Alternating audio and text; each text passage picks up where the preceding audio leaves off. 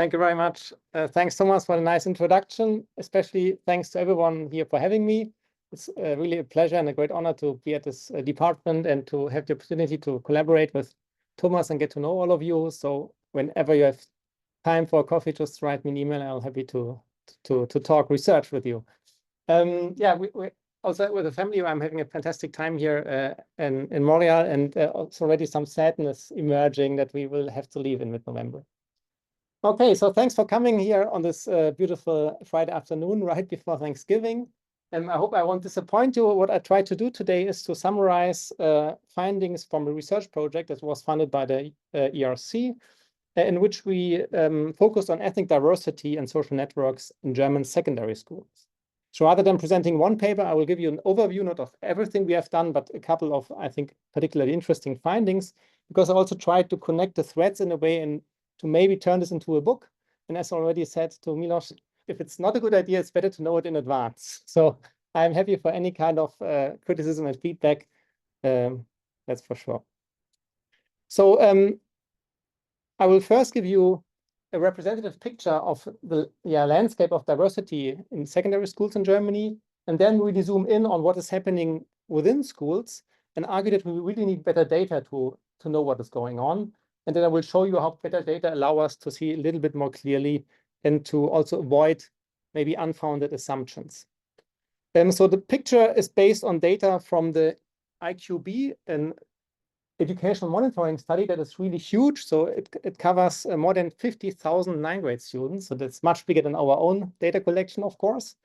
And yeah, fascinatingly, they were able also to include a network module, meaning that we have, I think, the largest data set on offline friendship networks worldwide here with, almost 1,500, in the analytic sample, it's a little bit less than 2,300, so more than 1,500 networks. And this is basically what it looks like if you order these school classes by the share of ethnic majority students.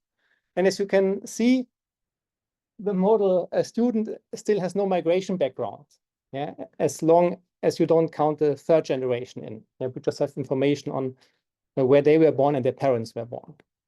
So 1/10 of all school classes in Germany is completely German, in the sense that there is no one who either migrated to Germany or has parents who migrated. Still, you see there are also some extremely diverse school classes in Germany. So Germany grew definitely more diverse in the last years. And as you know, is a major destination country for international migration. And so, of course, it is interesting, what are the dynamics in these schools? But what is really important is, before we theorize more subtle processes that might be going on, to acknowledge the overriding power of opportunities for contact, which you can imagine are very different in this side of the graph compared to here. So to give you an idea about this, I first plotted here the in-group proportion among classmates against the ethnic diversity of the class. And as you can see, the big difference here is really for majority students. If they live in more diverse classes, then the in-group proportion really goes down. But for minority students, because they are smaller as such, they're always in diverse settings in the sense of having to deal with out-group exposure. When we then look at the proportion of same ethnic friends that they collected here, we see that a very similar picture, right? So it's really about the degree of diversity and the contact opportunities that come with it. But of course, we also see that it's not exactly mirroring the left-hand figure. So there is some variation. And you can see this even more clearly when we look at the proportion of the in-group among all classmates and the proportion of same ethnic friends. And you see that these are very strong relationships. So the more in-group classmates you have, the more same ethnic friends you will have. And it's a very basic, also boring fact, but it sometimes tends to get forgotten in our more refined theories about social boundary making in school classes. So one can also say that it's about, as you see here, more than half of the variance is due to the in-group share, the variance in your same ethnic friendships. But the rest, of course, is still non-negligible and is something that has really been the focus of research in this field. Okay, so this is basically the starting point. We know that between school segregation is crucial, and that's something that I want to contribute to understand better. There are other people who are doing great research in this area. What I'm most focusing on are these processes within the schools. And when it comes to processes within the schools, there's a lot of speculation going on in the broader political and public debate, but also in sociology. So to talk about the debate, as in many countries of the world, we have right-wing extremist politicians who drum up immigrant fears. For example, if there is an increase in violence in school, they attribute this to Syrian, Afghans, and Iraqi minority students in Germany. Yeah, and there is really no data that would allow to draw this conclusion. But they simply take the official crime statistics and make a political case. Yeah. And then, of course, social scientists like myself, but also like Andreas Zick, a well-known conflict researcher in Germany, they are then asked by newspapers to give a different account on this. But lacking really good data, we can also only speculate, right? And Andreas Zick, for example, said in this interview that he observes that students and teachers with a migration background are increasingly attacked. So he gives the opposite story and says that, well, those with a minority background, they are more the victims of these rising levels of violence rather than the perpetrators. Anyway, the problem is that we don't really know as long as we only look at the aggregate figures. Yeah, and it's really difficult the situation we are in here. So I think it's really important for social science evidence to inform this public discourse. How can we do this? Of course, with our research. But interestingly, in research, we also sometimes see, or relatively frequent, that we need to leave the base of the data and engage in sense making of the data. And I'll give you one example from a study that appeared in the Journal for Youth and Adolescence. And it was a big study covering 11 countries. And what they looked at was the relationship between immigrant school composition and the level of physical fighting and bullying. And they found that the more immigrants there were in school, the higher was the level of bullying and physical fighting, victimization of immigrant and non-immigrant students. And what was the explanation? Let me quote. The findings may be explained through integrative threat theory and social identity theory, which posit that a higher number of immigrants in schools may lead to greater tension between pupils, enabling greater in-group, out-group competition for resources, social status, or identity. Higher percentages of immigrants in school are related to more within ethnic friendships or ethnic homophily. This has been shown by others, by network scholars, which might be associated with fighting and tension occurring on an intergroup basis. So their idea is basically the following. You have a high percentage of immigrant students, and you arrive at a higher levels of fighting and bullying because there is this mechanism going on that you have a stronger segregation of friendship ties, and this will trigger more cross-group fighting. But this is unobserved, it's based on assumption only, right? And as you will see, I think this is the wrong conclusion, and it's problematic to draw it based on this kind of data.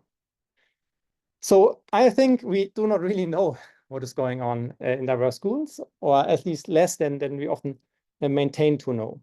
And what we need to know better are, of course, better data.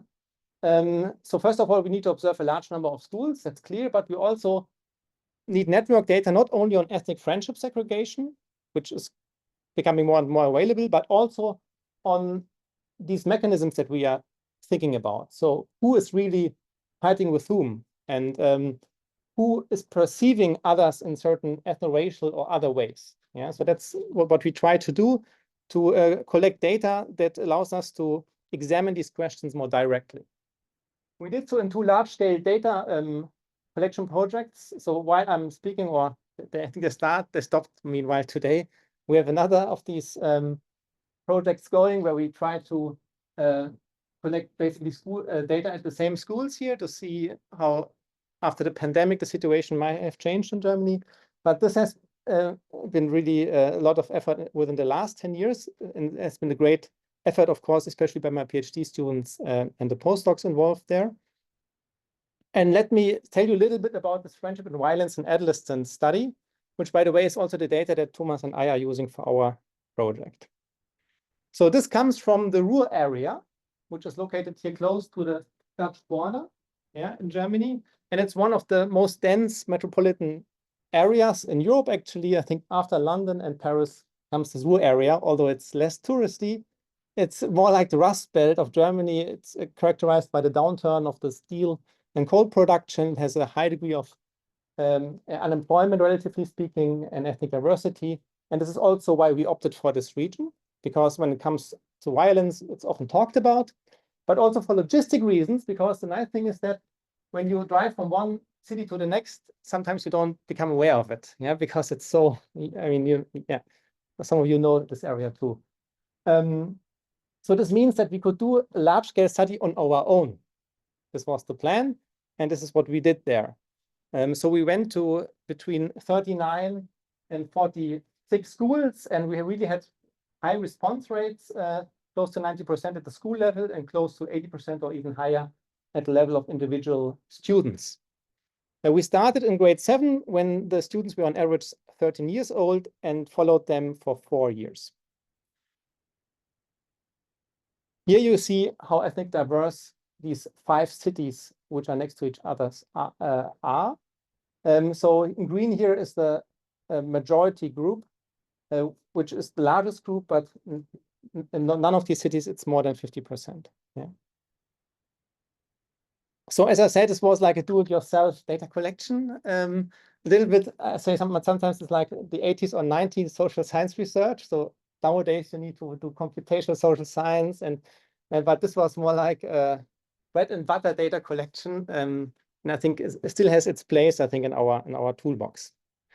We use netbooks to collect the data, and one special feature are these networks in the school grades. Yeah, so you could nominate grade mates on certain dimensions.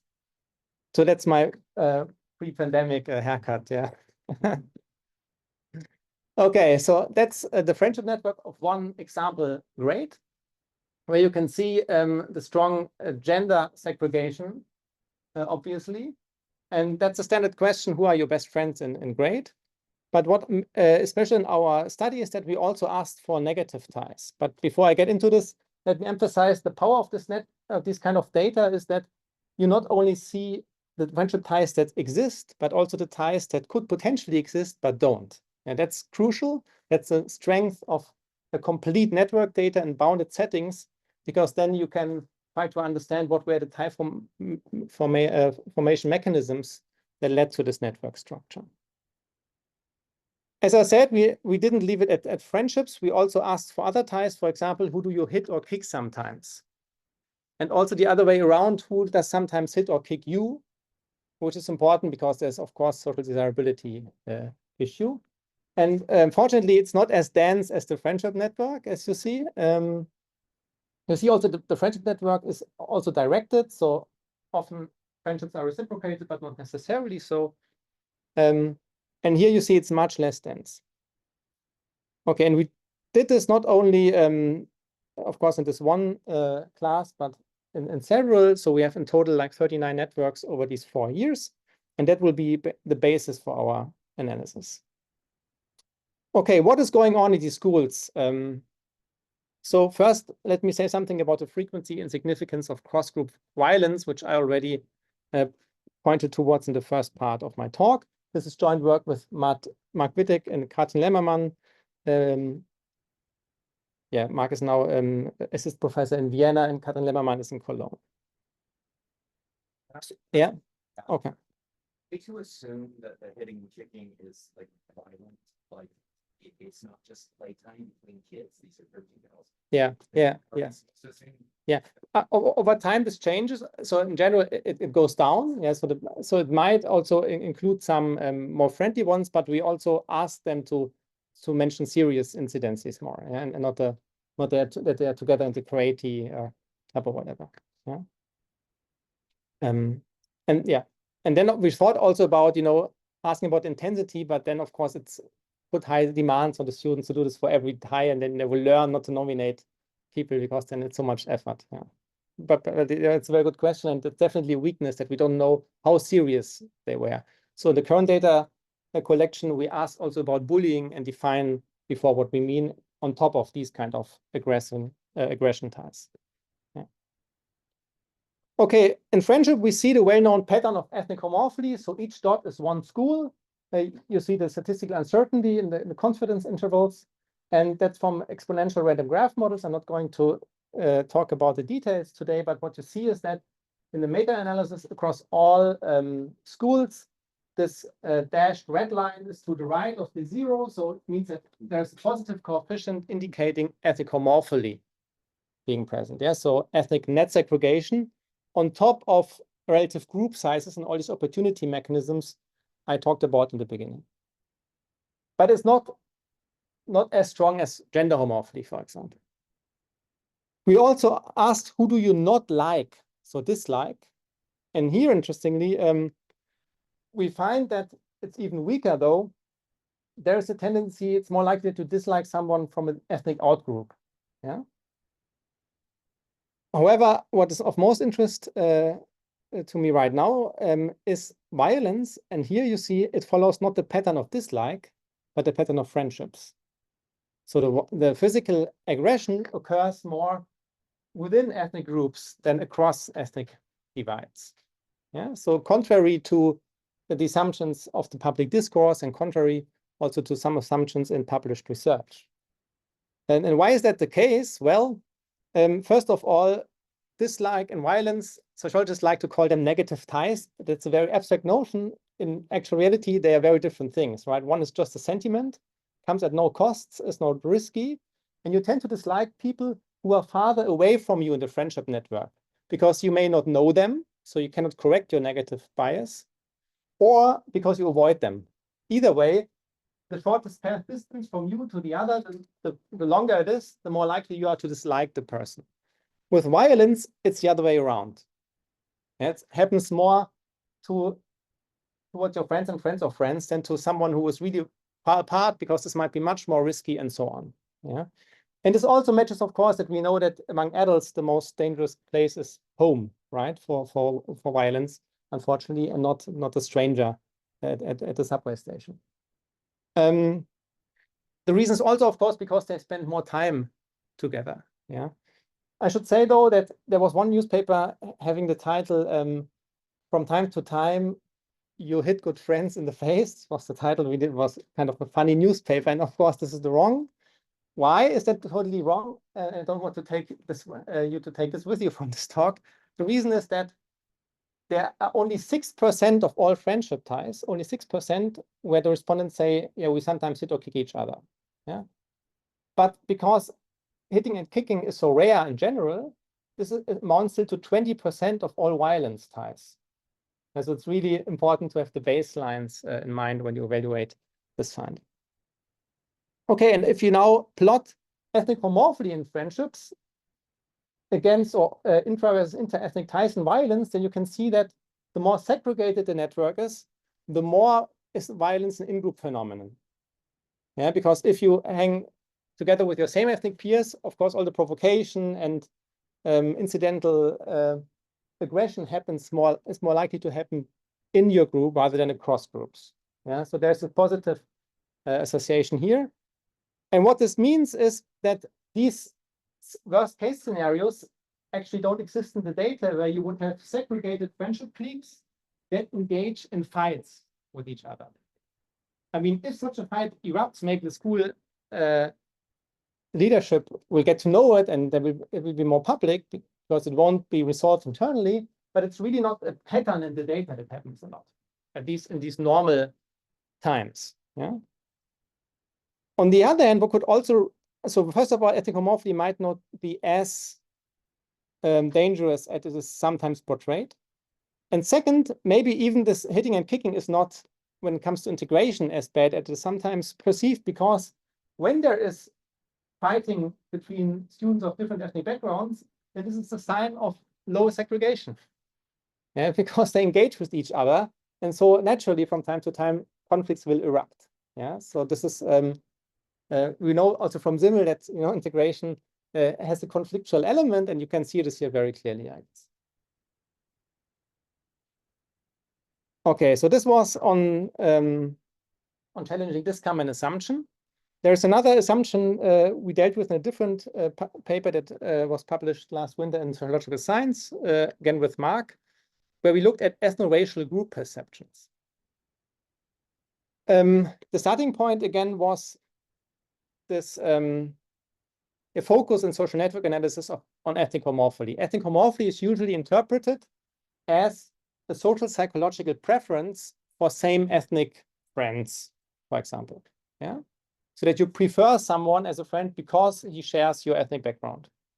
But we rarely ask for these preferences in any direct way. Rather, we measure it as a residual effect. Yeah? So we try to control for all other known or observed drivers of friendship formation, that I'm more likely to befriend someone who nominated me as a friend, reciprocity, that I'm more likely to befriend someone who is a friend of a friend, triadic closure, that I'm more likely to befriend someone who has the same gender, gender homophily.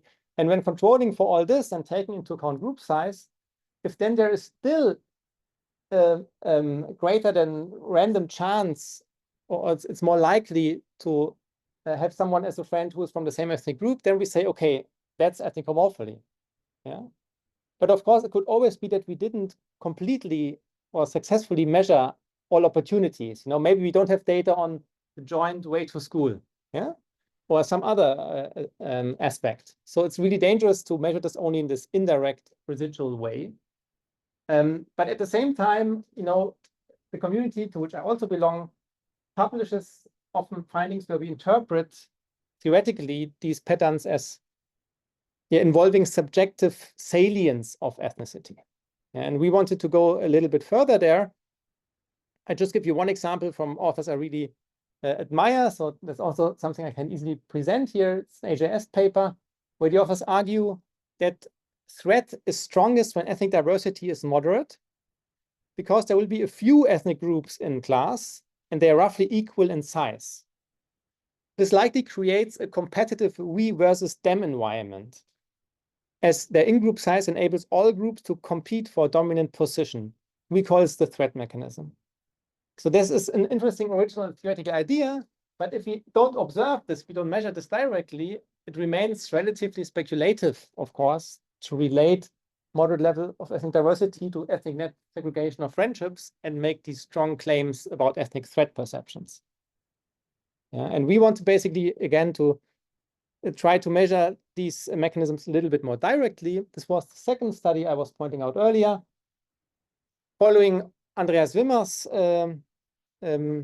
leads, we also try to de-ethnicize our research design, meaning that we measure the subjective relevance of ethnicity directly, and importantly, that we remain open that ethnicity may not be as relevant to students as it is to us as social scientists. Yeah, so that we really remain open to other markers and bases of identity.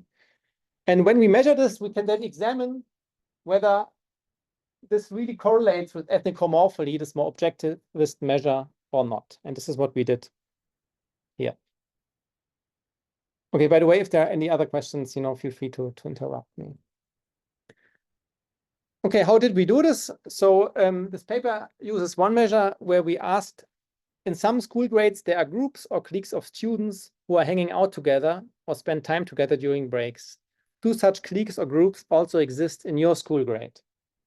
And then the respondents had to list whether there were such grades and such cliques and who belonged to these groups and cliques. Yeah? One could list up to 5 cliques and assign up to 10 members. And the respondents were motivated enough to provide us information on almost 5,000 perceived cliques. We then went on to ask, can you give this clique or group a name or describe it? Yeah, you can also try to describe what its members are doing together. And then we had student assistants coding this. Today, maybe one would use artificial intelligence, but back in the days, a few years ago, we still did this only with student assistants. And just to give you an example of some of the categories, gossip was one. And examples are that students said one of them obviously always talks about others or talk badly about others. And then hobby, someone said, very good student, obviously. Gamer gang, they constantly talk about the video game, so boring, I rather talk with my friend about math. Believe it or not. future McGill students. And then there were also ethno-racial labels.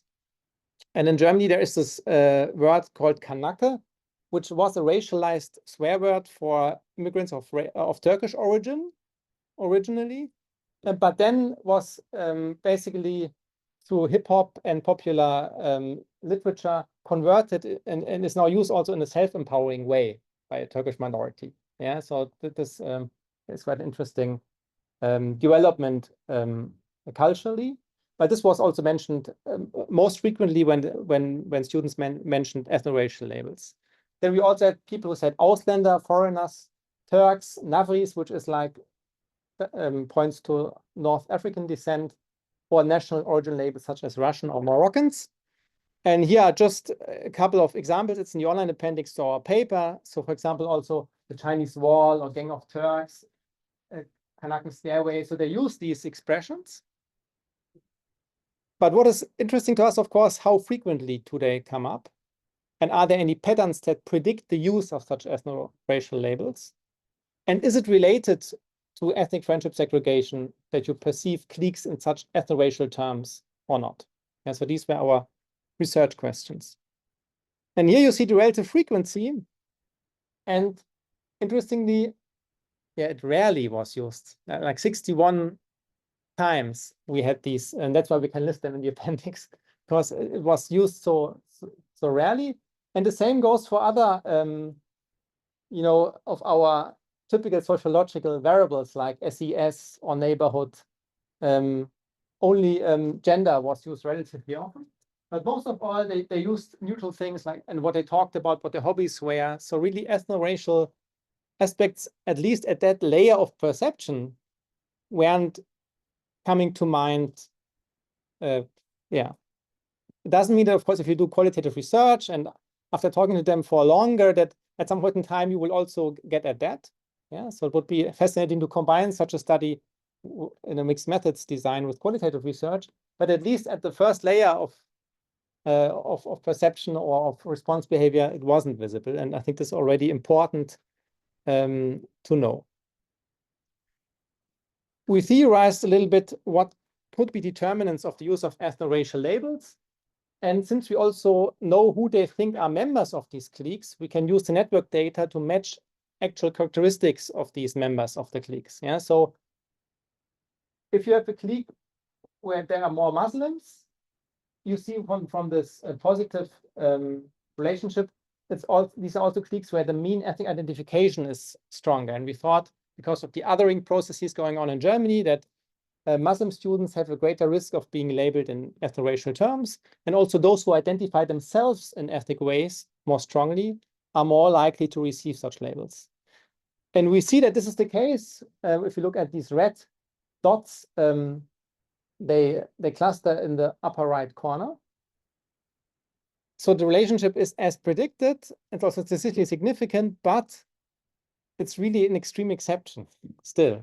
Yeah, so it's just 2.5% of all cliques up there who receive this label. Yeah, so even though it is structured in certain ways, I mean, it's simply so rare even then. Finally, it's not related to either ethnic homophilia in friendships nor to ethnic homogeneity in dislike, or the reverse, ethnic heterophobia.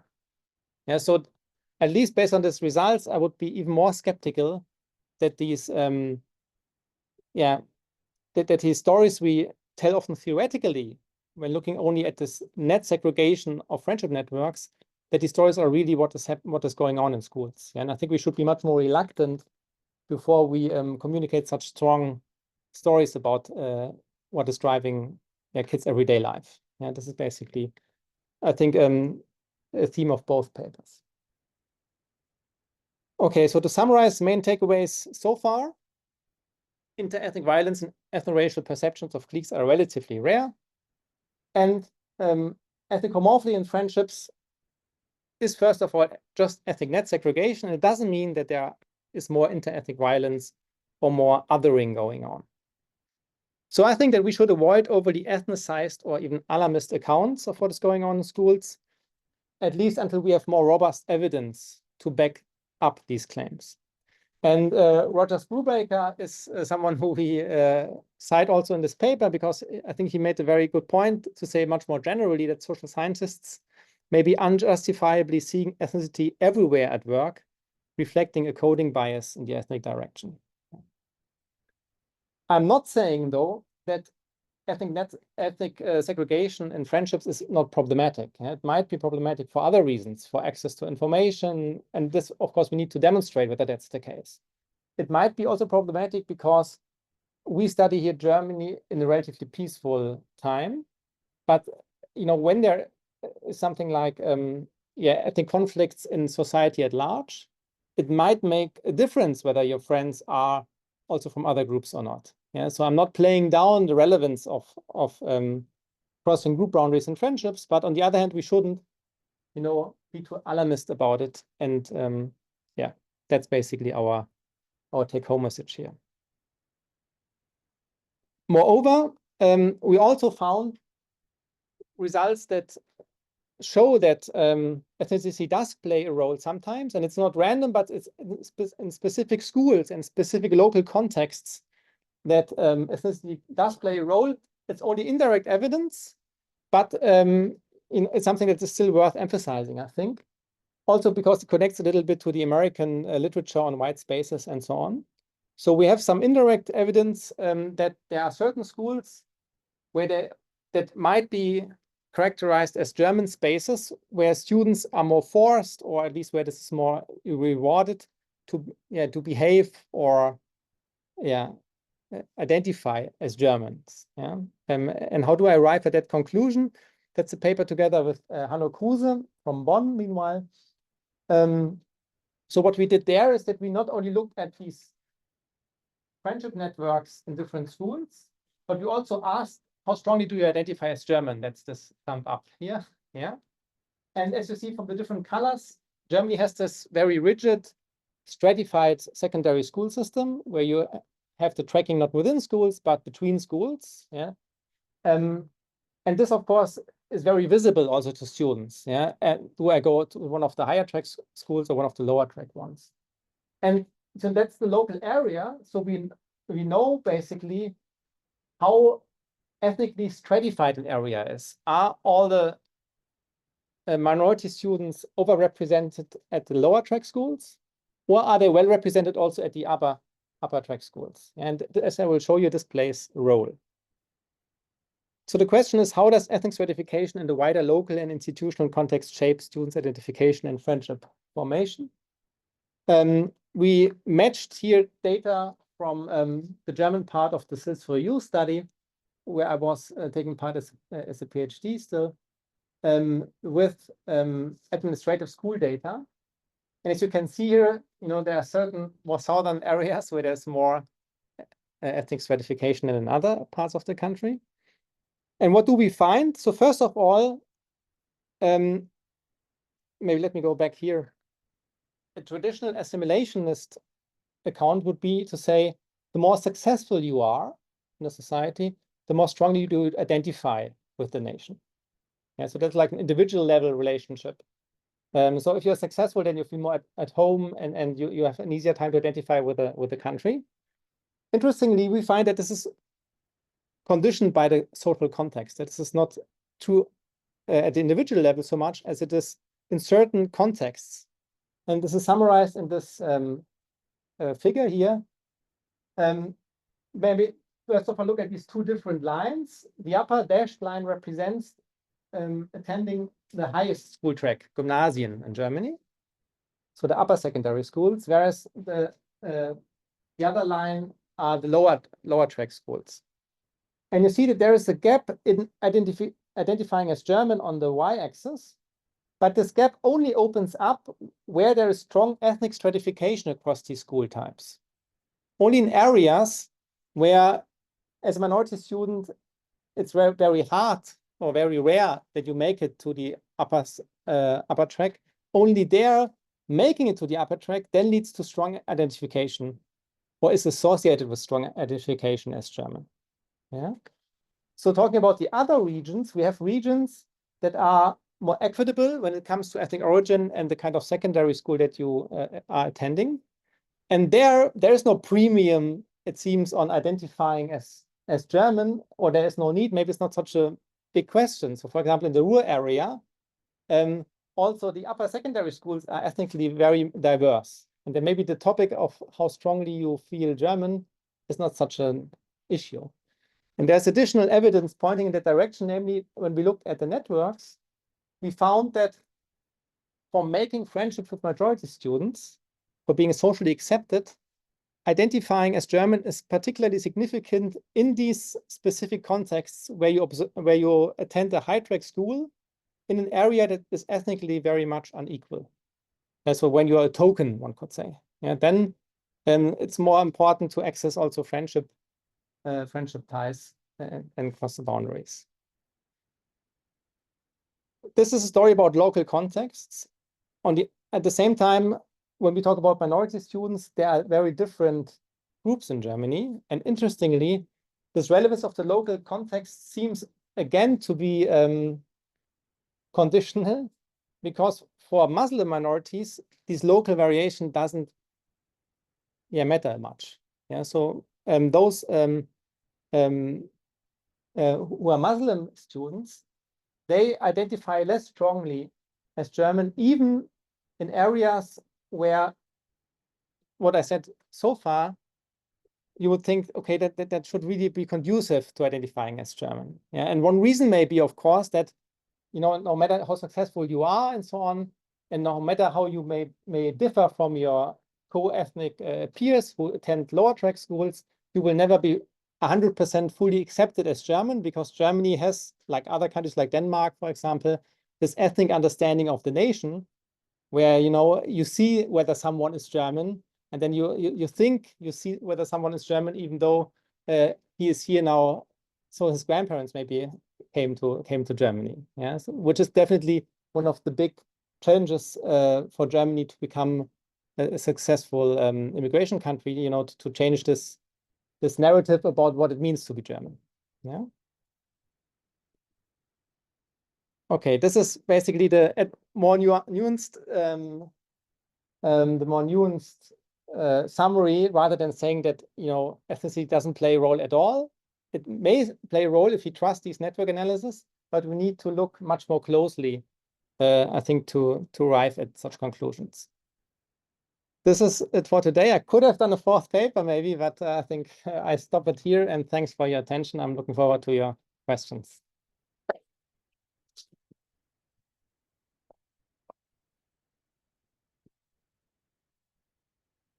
Thanks, Clemens.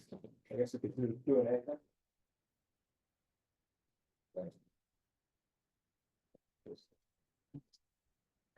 Yeah, your talk is really, really interesting.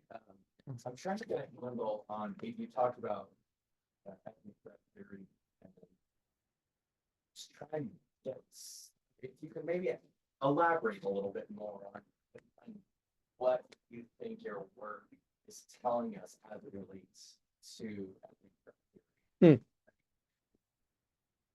It's typically more of an aggregate theory, community level, perhaps school level. So the makeup of the school itself, when it's some percentage, brought up Smith talking about like when it's 50-50, it's pretty contentious in school. Did your work speak to that? Like there's some percentage of like, okay, if it's 40% minority, 60% majority, is there a different type of friendship violence dynamic and when it's 60-40 the other way? So that was sort of another was sort of are you speaking to the contact hypothesis like at all, like which would it say if we have more friendship ties, closer friendship ties, interethnic, that we will be less likely to have negative ties. I feel like you're speaking more to that, but I'm really curious on that side. What your data is telling you about that?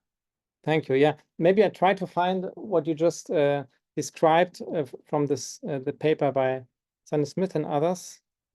Let me see. Here it is.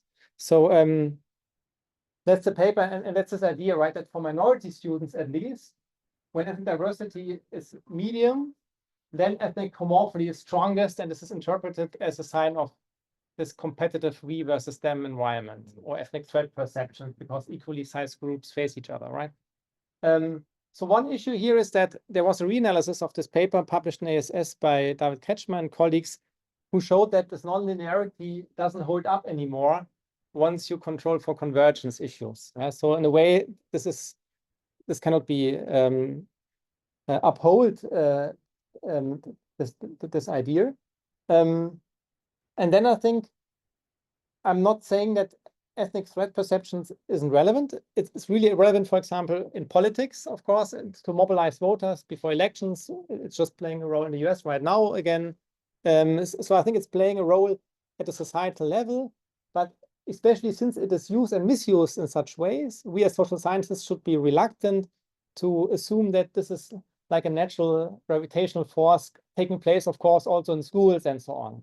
I mean, if we find data that this is the case, of course, then that's clear. But if we don't have the data, but just use as one of our mechanisms that we speculate about, I think that's a little bit dangerous.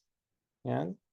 And I'm not ruling out that the threat might not also play a role in certain constellations, as you said. Maybe one would need to look more specifically in particular schools and also ask more directly, do you perceive a certain group as threatening in the school?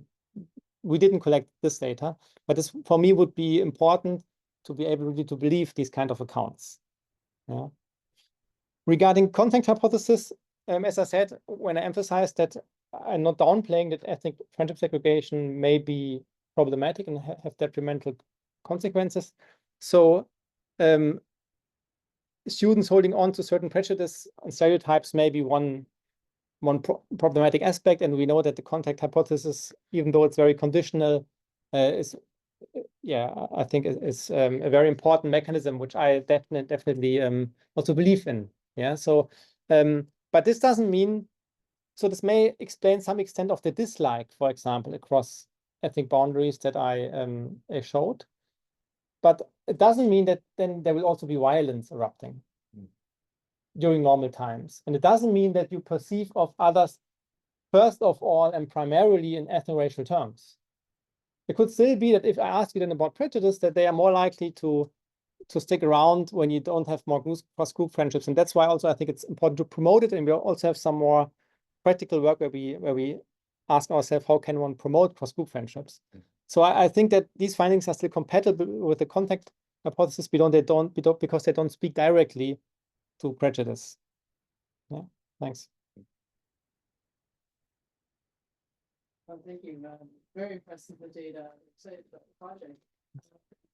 Regarding the third paper you discussed, because part of your theme today was desire to be sensitive to the de-ethnicization of migratory research, and so on that account, when you talk about these different tracks in secondary schools, I think that brings up the interaction between social class and ethnicity, because the last time I checked, social class is what mainly determined people's allocations to these schools, right? Predicts your likelihood of going to a university track high school based on the number of books your parents have.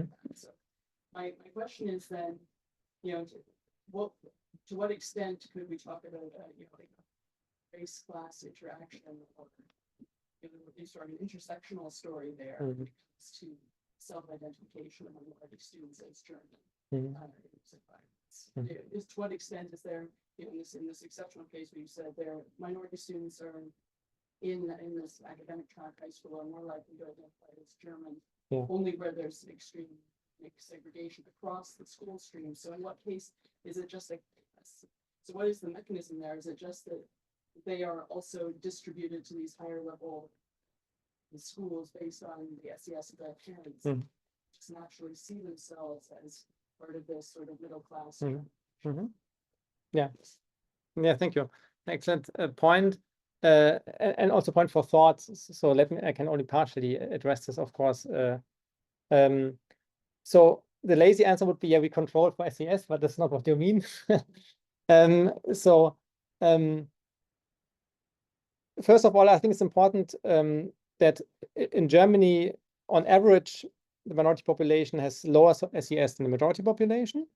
And still, if you compare those without migration background with to those with migration background, when they have the same school performance, the probability to choose a more demanding academic track is much higher for minority students. So they choose at this critical juncture in the educational career much more ambitious than the traditional German working class students would do. Yeah, and this is also what when I talked here to in Canada to people, I often heard that in my sports club here and so on, that this immigrant drive so that your children will have a better life than you, that education is the channel to achieve this. I think this is not restricted to Germany. That's a much more general phenomenon.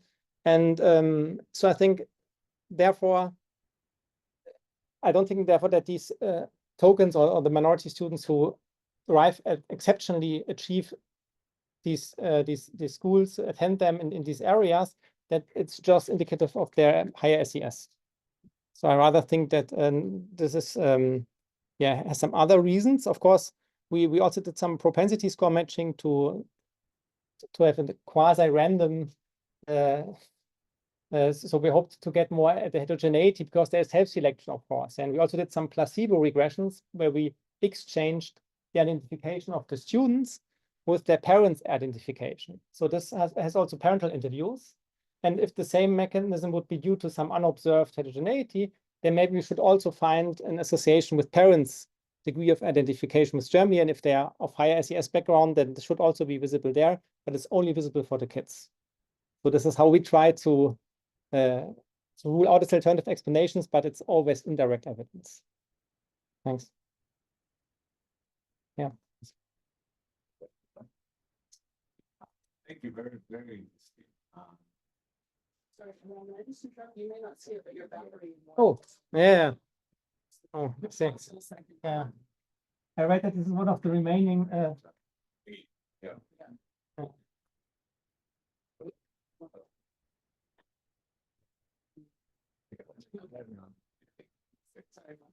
Thanks. Yeah. Yes, I'm wondering what I have going in my head. So, somewhat of the generational nature, and somewhat of the visible minority nature, right? So, so I'm wondering about that with this, and don't know how they works in this system, right? I assume that if you're a third generation, I saw like the minority that you're talking about, as you said. Polish minority, and Turkish, of course, right? And then I'm thinking, so if you're a third generation Russian minority, do you still identify as a Russian German, or you are just a German with some Russian origin? Yeah. And so, for me, a lot of it maybe is about being a physical minority. Yeah. Then even in the third generation. But so I'm wondering what you can tell us, for example, about the Turkish or North African minorities and East Asian minorities. Yeah. Very in the future, right? Is it about visible minority? Is it about certain visible minority? Is it about religion? Right? How would we towards them, right? Yeah. Yeah, it's an excellent question. It also resonates with the German debate that has moved from talking about foreigners then to talking about guest workers and their children in migration background, then talking about Islamophobia and so on. But sometimes we are always talking about Turkish minority immigrants and their children, but we always emphasize a different aspect of their identity, right? That they asserted or ascribed identities. So I totally agree that. So maybe I should say first that immigrant groups from Asia aren't so large in Germany, so they are not well represented in this data. Yeah, but we can compare like children of Polish or Russian immigrants with those of Turkish or North African immigrants. Yeah, and this makes a big difference. Yeah, you're right. So when it comes to boundary crossing, it's much easier when you have Polish origin. Yeah, than when you look different than the typical German looks, right? And this is also how we how we explain. Oh, okay, I was too far down. Sorry. How we explain that for those of Muslim faith, these local contexts doesn't make such a big difference for how strongly they identify as German, right? So it's always really lower, and it's only for the others that they, when the contextual conditions are conducive, who re-identify as German and reinvent themselves and you know, yeah. So the question would be, like Muslims, Yeah. everyone else Yeah, I mean, being Muslim might also be only like a proxy for looking different, right? So maybe it's more about skin color or things like this. The problem is, and Thomas and I discussed this with our research. So it's difficult to measure race and racial othering to do this, right? So you can have interviewers rate it as they did in the US in some surveys. But this would have been ethically unimaginable in the German context, right? Have our interviewers, and I think it's also a little bit problematic. So the question is, how would you measure this? And I know that this year there will be, for example, one workshop where there are these discussions. We want to take critical race theory and so on seriously, but how do we translate this into quantitative research? How do we measure this? And as long as we don't have a good answer there, I think attributes like being Muslim, they serve as proxies for being perceived as foreign and as not legitimately belonging to Germany. Yeah, even though, of course, if it is a German convert, this may not be an issue. Yeah. Yeah. So, I mean, this is also where you can see that quantitative research, in a way, struggles particularly, yeah? Because if you don't get a standardized grip on these things, it remains ambiguous. Yeah? Yeah, so I had a sort of similar question to some of the others that gender and variation of gender. And I was particularly interested with the names of the friend groups and wondering whether sort of describing kinks like ethnicity or hobbies is sort of gendered, and whether the gossip label was basically touting girls or is more associated with but then I had a more mental question, maybe going back to the administration before we spoke about the book, on how you're thinking about today's representation of book, whatever story you want to tell with the book. It's different from the people. So like, are you interested in doing some chapters based on some of the kinds of variation you asked about? Like, a class chapter and how these chapters different by class or different ethnic groups. Or not, like how are you taking a structure? And like, why do you want to write a book and like what type of story would you tell with it? That's a tough question. Yeah, thanks. I think I really need a good answer to that before starting, right? I think I wouldn't focus on class and gender in separate chapters. So my idea, and let's see whether I really embark on the journey, but my idea would be rather to start with certain common assumptions and then to check them with the analysis we have done and also with the published work of others, of course, and have a more nuanced understanding of ethnic boundary making in the school context. This would be a little bit the punchline. There's a nice book much more important book by Heinze Hahn on migration that followed the strategy, much more high profile than this will be. So there's a series by Ron Bird and Paul Leonardi at Oxford University Press on networks, and I'm part of this editorial board, and we were asked to also hand in book proposals. So they will discuss this also next April, and I hope until then I have a good plan. But this would be the idea, rather, so that you can also read a single chapter where there is an assumption, like, for example, about interethnic violence that is of interest to you, and get an answer in this chapter. You don't necessarily need to read it from cover to cover. This would be the idea.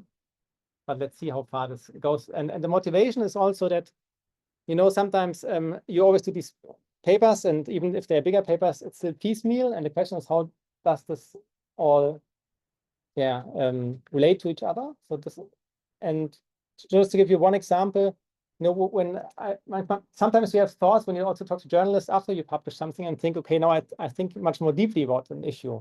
And one issue is this whole idea of identifying as German.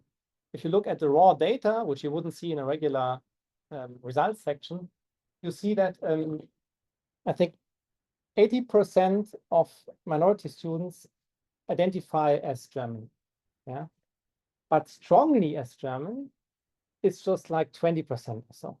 And then the question to me is, as social scientists, we think, oh, there's a gap, we need to explain it, and this might be problematic.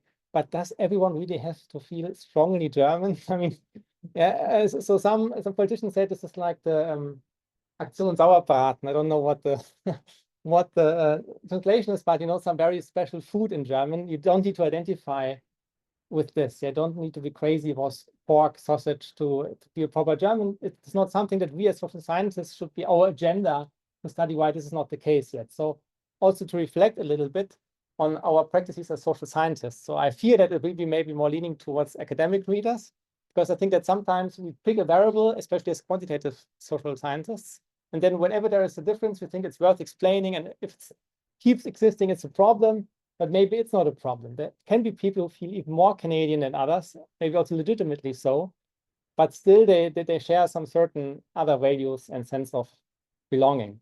So these kind of reflections, I think I can't write them in the paper. So maybe a book would be an opportunity to do so. And then just one follow-up as well. So like in your surveys, are you also measuring like white and non-white, or are you only, is German also like proxy for white? Maybe this is also coming from US. Yeah, we thought about that. So in our new survey, we asked about how you are read, basically, how people perceive you. And we also have, what we have is the question, do people identify you with a different origin than you do it yourself? So these kind of questions we try to get at that, but that's already quite demanding, I guess, for some students. Yeah, but some can relate to this. So we also have asked, for example, in the networks, with whom do you speak a different language than German, which is also a topic here, I know. And then we also asked, how do teachers and so react? Is it acceptable to speak a different language? Yeah? And there are also interesting differences between groups. So we still need to analyze this. I hope there will also be some new material that will make it into the book. But we didn't really ask for race, because in the German context at that time, 10 years ago, it wasn't really so common. And then, of course, if you come with categories that are strange and maybe even politically offensive, and they are not used to think about, the way you socialize them into these categories. Yeah? We also, maybe I should say that this to finish that answer. So we also wondered whether we should ask, who is German in your class? Because there's Sofia Boda, a scholar who did this in Hungary with Roma. Who is Roma? Yeah, but who is Roma is something, this attribution, that's legitimate because that's part of the national discourse. But you know, asking students who is German, where you know there is no true answer to that, yeah, in a way incentivizes them to think in these boxes. And ethically, I think this would have been not good. That's why we didn't do it. Yeah. Thank you for your talk. It's a really impressive volume board. You might look at the slide where you show the labels for those different plates. So, these slides. So just curious, like when you were collecting this data, did you give participants the chance to identify like multiple categories, or was it like the most salient category? No, they could describe also lengthier ways what these clicks were about and what they were doing, and sometimes they were also coded. So that one click can also be coded as school, SES, and ethnic. Yeah. So it was, so you could like after like some of these interventional. Yeah, and one could analyze this, of course. Yeah, in a way. Right. So I'm wondering, I think, I'm not sure if you answered his last question about like the gender. maybe some of these categories are you like obviously Yeah. Yeah. Right. So like for example, like, from high school where we have a lot of grades, so we have the math or whatever, but then the methods were all like Indian students, right? But we never really like categorized them in such a way. Like it was very much like an ethnic, or grouping, right? But you don't say that, right? You just refer to them as something else. So I'm just wondering, like, and how do you kind of account for that? That's definitely a problem. That's why I said that qualitative interviews in the mixed methods design would be more convincing in a way, even though there's the danger maybe that you talk too long with people unless they finally tell you something about ethnic coding. That's of course a reverse danger. But you're right that they may have said hobby hip hop, the hip hop gang, and not say something like the Turkish hip hop gang, or with gossip and girls, as you said, So that's definitely possible. So what we did is we did some robustness analysis again. Of course, they only get us so far, but one was that we thought, okay, this whole idea of political correctness is much more established in the upper secondary schools than in the lower track schools. And we found no difference between school tracks. So this was reassuring. Then we also asked about cosmopolitanism. So whether you agree that people from other cultures enrich society and things like that. And then we also looked only at the subgroup of respondents who dared to say, no, that's not the case. But there you also didn't find more ethno-racial labels. So that's how we try to work with the imperfections of our data. But be assured, we know, of course, that it's still imperfect, and it would be better to,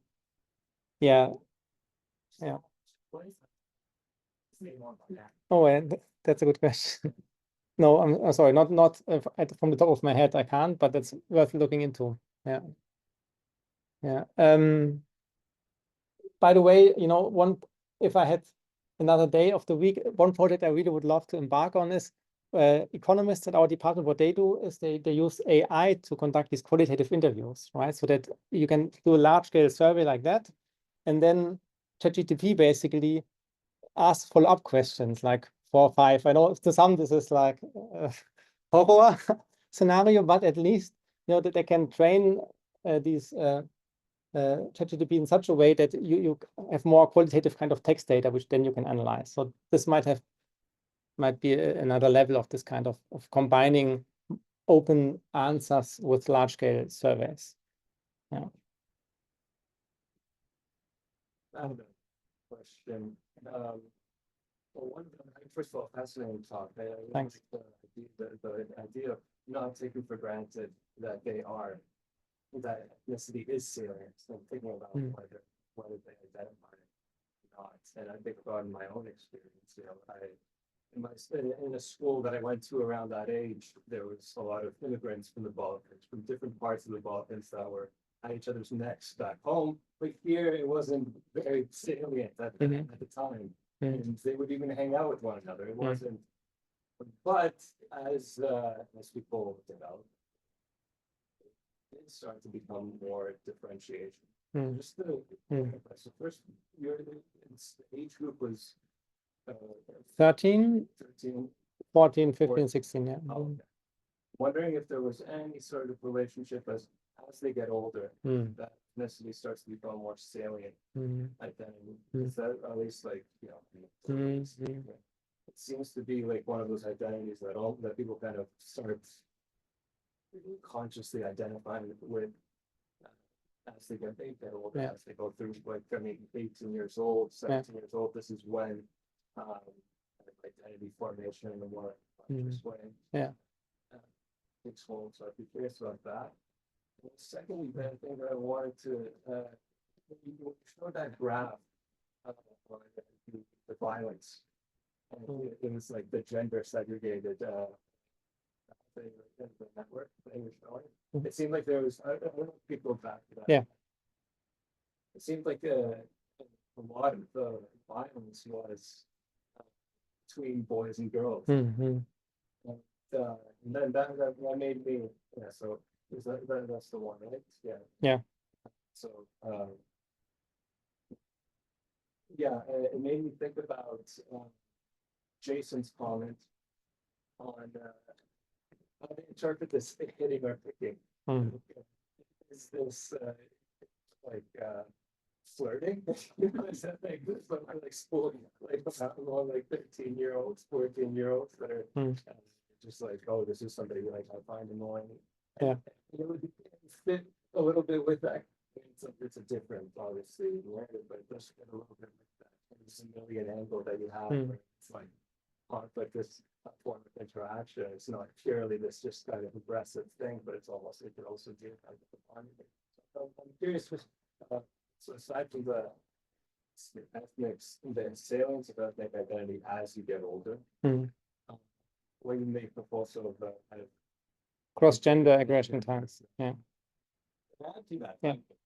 is one interpretation, but also responsive. Mm. It's not all the time with people the same, right? Yeah. If someone hits you and then you respond to that. Yeah, safety, it's whether it's defensive or aggressive. Yeah. Yeah.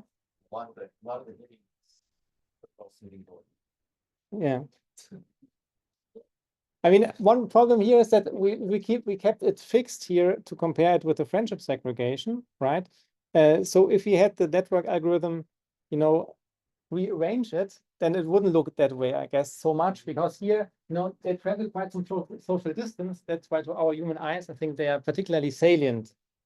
Yeah. So whereas here, a lot of stuff is going on that you hardly see. Yeah. So I should say, but it's definitely worth looking into.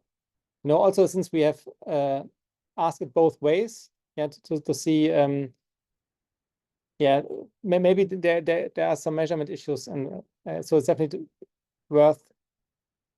Fun?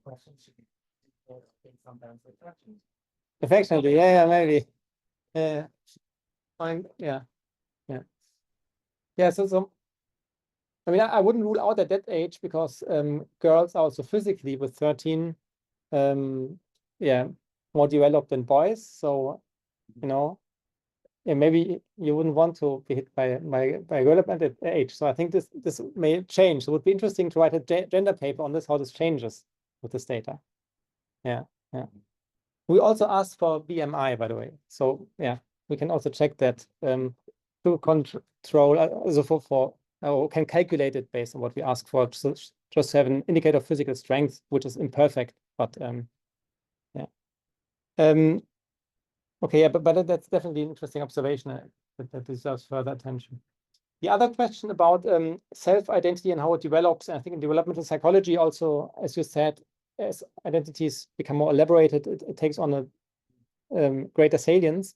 And I don't want to question that this is the case, but for me, it doesn't mean not necessarily that you think of other people in ethnic terms. Even though you have a greater sense of your own origins and ethnic origins, it doesn't mean necessarily that you adopt this ethnic lens and look around and perceive threats in a competitive we versus them environment. I think there are many steps in between those two things.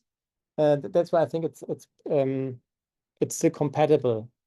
Did you see any kind of variation from like the 13-year-old to even like the 16-year-old? Yeah, on the salience of there. Yeah.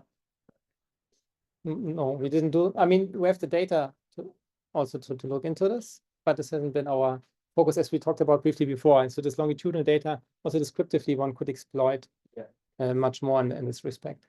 So what we looked at in developmental terms is that if you happen to be in a classroom where the boys tend to come from one ethnic group and the girls from another, so consolidation in Peter Blau's sense, this has an impact for minority students because they then identify less strongly as German. And our argument is that they perceive the Germans to be so different. The true reason is that they come from the different gender group. That's why they behave differently. And so if you make sense of who you are in social comparison with others, then having such consolidation in classrooms can lower your identification. So that's paper with Andreas Wimmer and Hanno Große.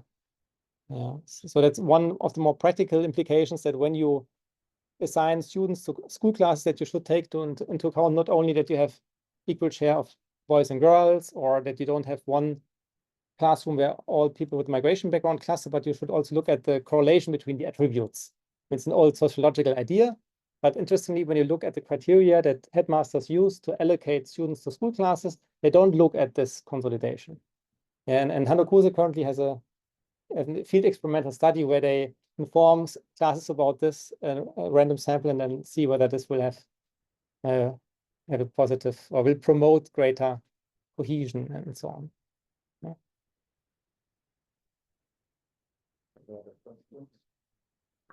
Okay, well, thank you. Thank you so much. Thank you.